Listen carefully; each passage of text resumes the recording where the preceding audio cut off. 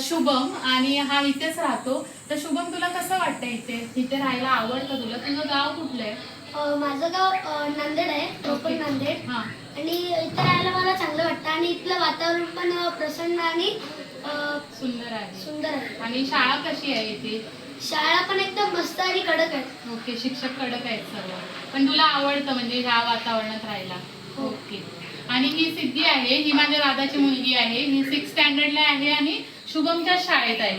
तर सिद्धी, तुला गोळोशीला राहायला आवडतं की लांजात राहायला आवडतं? दोन्हीकडे. अच्छा. तर सिद्धी ही गोळोशीत पण येऊन जाऊन असते आणि इथेही राहते. दोघं एकाच स्टँडर्डला असल्यामुळे जस्ट शाळेतून आलेली आहेत. आणि मग ते व्हिडिओ बनवण्यासाठी म्हणून मी त्यांना बोलले की शाळेचा ड्रेस काढू नका.